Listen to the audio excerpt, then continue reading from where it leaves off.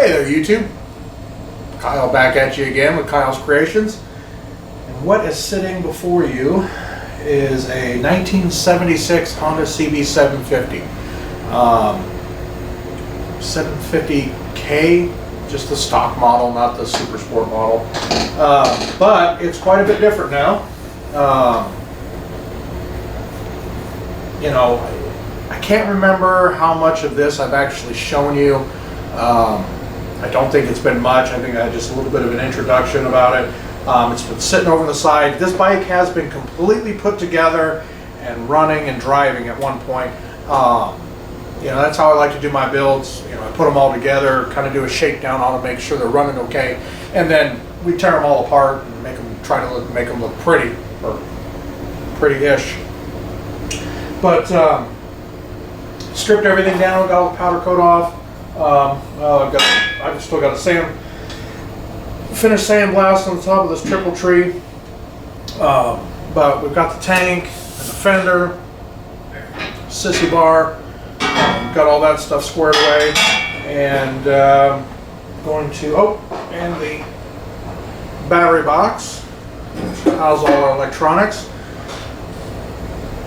Got all this stuff squared away. I've got to do a heat cycle on this stuff so that I can cure the all metal that we used for the Bondo finish, and then, you know, and of course do the heat cycle on it so that we can get all the oils out of the metal, clean everything up, and then she's going to be in powder coat this week. So that's kind of exciting because honestly, as soon as this stuff's all powder coated, it's going to go back together, and it's not long after that she's a riding, you know, machine. So I'm kind of excited. So the next week or two, this is going to be a functional bike, and it's a long time coming. You know, I've had this project. Well, I picked this project up, I think, about 2 years ago. It originally started out as a cafe bike that somebody had started the cafe process on it and had never finished it. I just started doing all the metal work and the seat work and stuff like that, and I kind of got it as a deal. I got the bike and all the parts and pieces and this lift that it's sitting on for like $400 or $500, and I've just been slowly going, you know, picking at it and gathering up parts and pieces. This bike, you know, a lot of bikes that I do, you know, I try to do them somewhat budget friendly. But this bike, because it was going to be mine, I kind of threw some of the bells and whistles at it as far as, you know, putting electronic ignition on it. Just, you know, I didn't skimp on some of the details on it, and just because, like I said, it was going to be my bike. But the back half, again, you know, this used to be a cafe bike, so from about here back is all me. This back half that's on here is a kit that you can get from Voodoo Cycles. Oh, where's their sticker? Yeah, it's from Voodoo Cycles, and it's pretty nice. I mean, you can get them fully welded, you know, from here back. Everything's all set in place, you know, built, and this is specifically made for the cb750. But I had them where they basically they just give you all the bends and all the cross pipes and everything, and the, you know, the axle hanger and all that kind of stuff, and then you have to put it together. I did it that way. I kind of like it that way because I can kind of shorten things or move things around, you know. And as much as we'd like to think that these original frames from the factory are perfectly straight, they're not. I've done several of these bikes. It's never been in a wreck or anything. I've done several of these bikes, and every single time, nothing is, for whatever reason, man, nothing is ever perfectly, truly square. So that's kind of where we're at. So I got to do just a little bit more cleaning up, you know, around some of these weld joints and stuff. Just with the wire wheel, just trying to get some of the, you know, the weld stuff off, and you know, give a good place for that powder coat to stick, and we'll be good to go. So yeah, I just wanted to bring you around for this particular part of the video, and as soon as I start powder coating and stuff, we'll bring you back. So. Well, hey there, YouTube. Well, as you can see, this here is a 1976 Honda cb750K, and as you can see, I don't know how well the light's showing it, but we got her powder coated, and I got the frame all powder coated, tank, fenders. Maybe in this video you guys will get to see the tank and stuff. I'm kind of digging it, but we kind of went with a different theme. I was tired of doing frames in black or red or this or that, so we actually went with a dark gray. So it's going to be dark gray, black accents, and then a red tank, red fender, and a black sissy bar back here, and black seat. But she's coming together. So right now, of course, I've got the engine just set in here with the one main bolt in the back. There is a couple of small parts I need to powder coat still. Just stupid little things like the engine bracket that's up here, the bracket for the headlight, the bracket that goes here for the rear mechanical brake. So today the hope is that we're going to get the forks on, the rear wheel, front tire, maybe the handlebars, maybe even the seats, stuff like that. So I'm going to kind of piece it together, and then maybe tomorrow because the other pieces need some welding and stuff like that. And honestly, it's going to be like 105 degrees a day and 95% humidity, so it's going to be gross out there. So I don't really feel, I've got to open up the garage to get the powder coating oven outside. Don't really feel like doing that today. I sweated all weekend and I don't feel like doing that. So but we'll get as much as we can together today without those other pieces, and we'll go from there. But she's coming together. This project, I've been kind of working on and off on it for about the last 2 years, maybe even closer to 3. Concentrating, obviously this was supposed to be for me, so I have a tendency for all the other projects that I need to either make money or build for other people. Those, for whatever reason, always seem to kind of come first. So, it's coming together, and I think it's really cool. It's a really good feeling. My wife last night was like, "Oh, you're ogling that thing, more than you ogle me," and I said, "Well." She's like, "You love that thing more than you love me," and I was, "No." It's like, so this is 3 years in the making, and it's finally coming together. By the end of this week, I'm hoping this thing runs and rides, or at least by the end of it's Monday now, so hopefully by the end of the weekend, this next weekend. But no, it's just, it's kind of exciting. So yeah. And I don't think there's anything else I need to order for it. I think that's it, really. But anyway, one thing you can definitely do when you put this in here, and I don't know if you can see it in the camera because it's lighting, but when you put these engines in, put some, especially if you've repainted or powder coated, put some tape down before you slide this engine in. And another trick is, don't try to put the engine in the frame. Put the frame on the engine, because these things, these big 750s or 900s or whatever, these big engines, these big cast iron engines, man, they weigh a ton. So it's a heck of a lot easier to do that. So yeah, just a little bit of an FYI there. Put the frame, lay the engine on its side, slide the frame over it, put one of your main engine bolts in, or a couple, as many as you can get in. I couldn't put the front ones in because I've got the 4 control brackets that I need to powder coat and stuff. But once you get at least one bolt in, then you can roll it up and put it up on something like this. I've got it up on my little jack here so that we can bring her up and down. But I'm going to get started and start getting the wheels on and turning her into a roller. So bring it back when we got her a little bit more put together. So,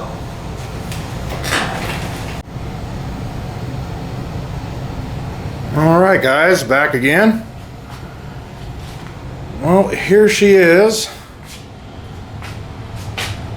after a short 4 or 5 hours worth of work. Stuff you always think it's going to go a lot faster than it really does, but even though this already had this bike all put together, table's a mess, seat on there, fender, sissy bar. That color's coming out a lot more orange in this light, but it's actually a really dark lipstick red. Same thing with that taillight. That taillight almost looks pink, but it's really dark red. But got a lot of stuff hooked up. Unfortunately, I couldn't remember the spacers on this side and that side, which ones went where. And I mean, you can clearly tell that the tire is that way too much. So I shift over my spacers. Got the 4 controls on there. Got the handlebars, speedometer, clutch cable, throttle. Now a lot of this stuff is just kind of set in place for now because I need a couple of extra brackets I got to finish powder coating. But just trying to get everything kind of put on there and you know, just trying to figure out where it all is. It's all been sitting over there on a shelf for the past year or so. Got my oil tank on, got the little barbs on there. Of course, there's one on the bottom too for the supply. One nice thing, got this oil pressure gauge because we got rid of the idiot light that was up on the old dash that used to sit up here.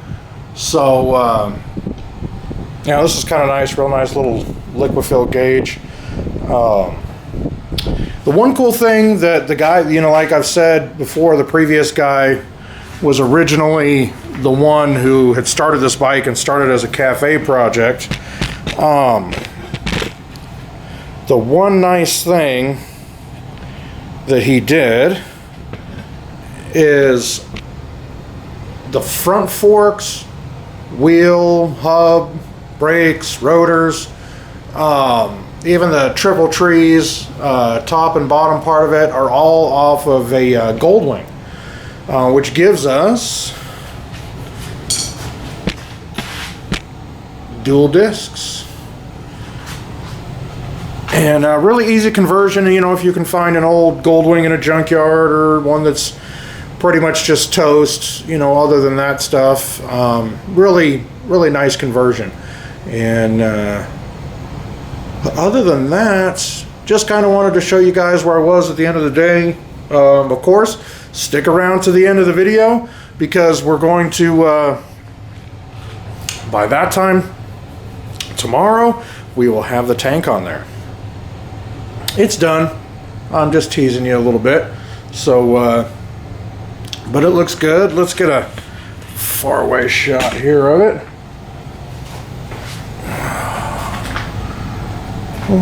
She's starting to come together, starting to look like a motorcycle. So, anyways, guys, hang on a minute. We'll be right back. All right, we're back with the last part of this video. But here she is again.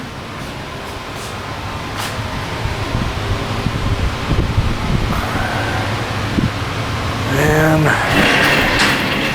I ended up putting the taller bars on it. These are the 12-inch 8s.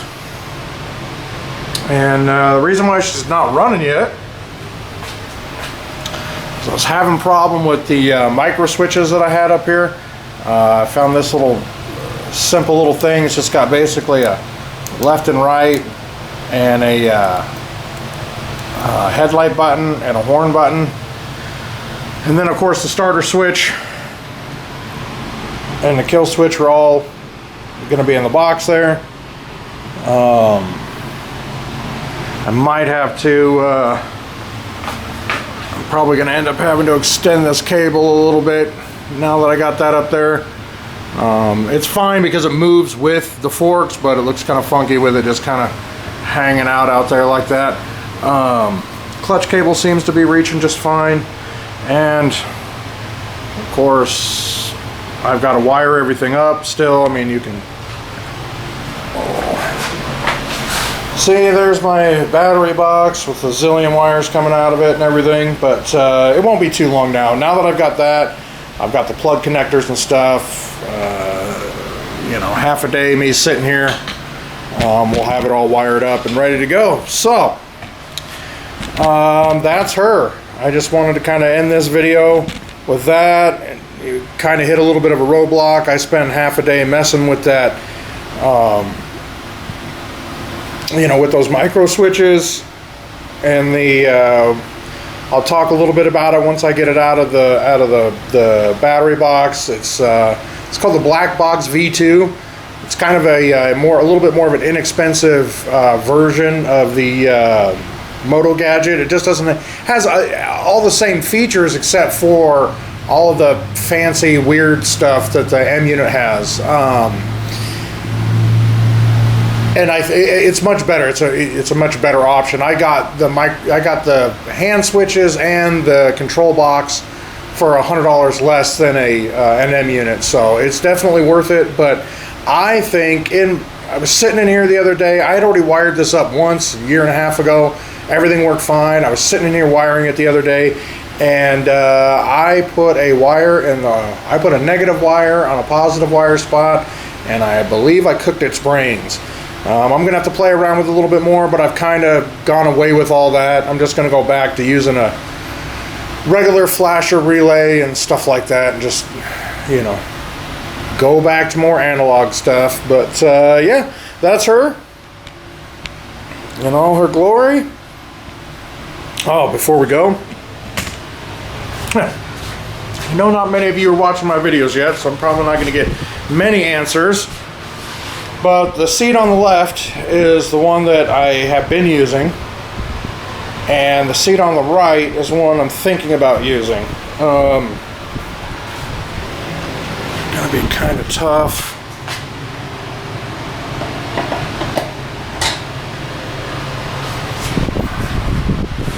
It's kind of what that one looks like.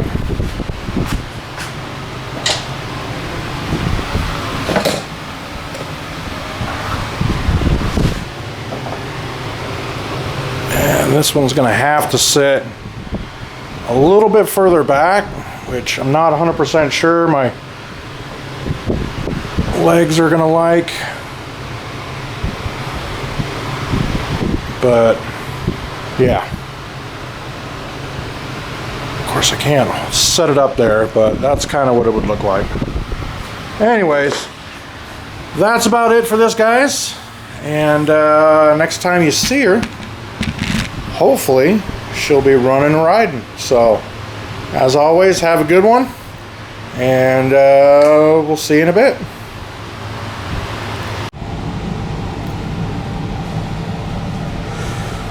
All right, well, we're back with the last part of this video. Well, the beginnings of the last part, I guess, but this, as you can see out here before you, is pretty much everything I need to make the finish making the wiring harness for this. I had originally made up a harness before I tore the bike apart, you know, to get it running, make sure everything works and the way it should and all that kind of stuff. And I have since, you know, I've always used little slide connectors, you know, either bullet connectors or the flat style ones. And I've since gone out and got me these little, you know, standard kind of little weatherproof connectors. These ones are a little bigger, like this 6-pin one is quite massive. But it's the only one I could get in my price range right at the moment. I'm doing another big project around the house that took a lot of the extra cash, so this was the cheapest one that I could get that looked like it would probably work. But what we're going to try to do is we've got the regulator rectifier, which, well, I don't know if you've seen this, but here is my battery box. Okay, so everything that's on here is going to fit in here. Now, well, the regulator rectifier is physically mounted to the bottom. Got a key switch, of course, a fuse. This is a little block that I like to use. So I basically make little loops. So these are all ground connections and these are power connections. We'll see how much of this, or if we're even going to use this or not. Starter button. And of course, you need a start relay, which we have. Battery. And we'll probably, before we get to this, probably going to try to upgrade this to a lithium. One of those anti-gravities. But this is kind of the neat part. It's called Purpose-Built Moto. It's their black box control module. This is their version 2. And basically what this has built into it is it's kind of like having an M unit. If you've ever, the Moto Gadget M unit. But without all the fancy bells and whistles as far as like the remote start and all the what am I looking for? The security features of it, you know, where it's like having an alarm for your bike. But what it does have is it has a built-in turn signal relays. It allows you to run, just like the M unit, allows you to run those momentary switches. I'll flip you around and look at the bike, but a lot like this, where you just push on it. This one actually locks in place, but it's where you can just kind of tap and turn your lights on, tap, turn your lights off, tap, turn your blinker on, tap, turn your blinker off, kind of a thing. It's all built into this, and it's at a fraction of the price. But it does all your headlights, turn signals. It is internally fused. Has a fuse here, so you can run through that. There's a high-low beams, right turn signal, ground. It's got a kill switch built into it. Yeah, so it's definitely a cool little unit. But you can get this guy, and we'll bring you over here. You can get this guy. Where are we here? That switch. Oops. And that switch there, for a fraction of the price. I think it was like 250 bucks, I think, for the module and the two switches. Now those switches are the really nice aluminum, billet aluminum. They're really nice quality construction, not any of that just super cheap plastic crap. So it was a really good deal. Definitely worth it, because the cheapest M unit I think out there is 300 bucks. They're kind of hard to find. I think some people are pushing them in the $400 range. So definitely worth it. And of course,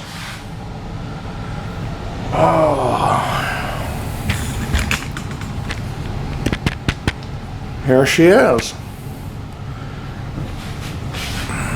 All she really needs is the electrical hooked up to it, and throw some oil in it, and she's ready to rock and roll.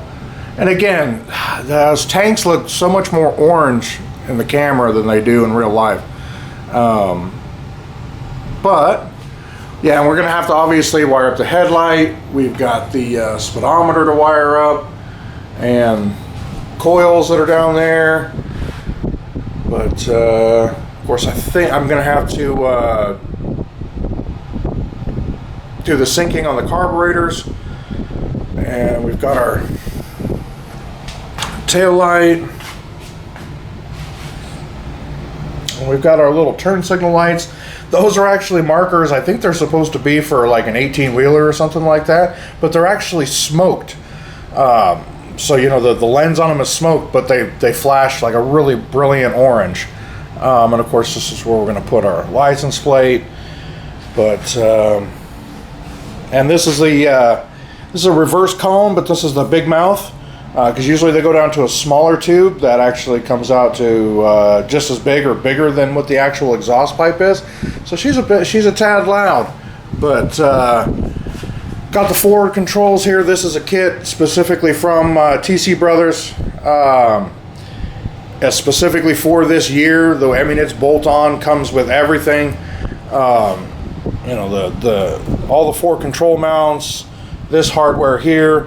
You know, I had to make this whole section here just reusing some of the old parts from the actual brake itself. And the other side, you know, you want to save your shifter linkage, you know, that comes down here, your foot linkage, because you're going to want to cut that down and use that. But comes with the tubes and all the bendy parts and all the brackets, everything that mounts up to the engine. The exhaust is a 4-in-1 Delcovic, or whatever they want to call themselves. Worked out pretty good. And but I really do like the way this tank turned out. Wasn't perfect. Putting those decals on there is kind of a pain in the butt, going over the side like that. I had to work on that for a little bit. Like I said, it's not perfect, but I think it looks pretty good. So, and yeah. So I'm going to get to doing some wiring so that we can get ourselves a first startup. And honestly, I have no idea. I rebuilt the entire top end. It's got all new gaskets all the way around. Has a new electronic ignition in it. You know, I cleaned up the head and, you know, lapped all the valves and all that kind of stuff. So it should run good. We're just a little concerned about the transmission because, as you can see, over here is a remnants of the last engine because it has a bent shift fork in it. And the engine itself ran okay, but like I said, there was a bent shift fork in it. So, you know, I'm hoping this one's okay. If not, I'll tear it apart and actually have to try and figure out which parts are bad in that one, which parts are bad in that one, and make one good bottom end, I guess.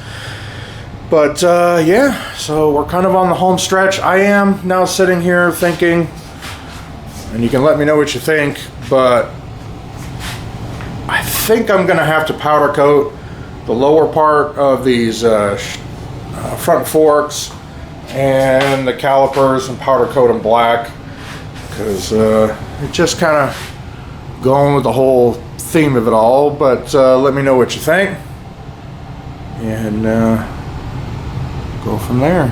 But there she is. I'm going to get on the super long, daunting task, tedious task of wiring this thing up. Alright, well, we'll bring you back when hopefully we can start turning some stuff on.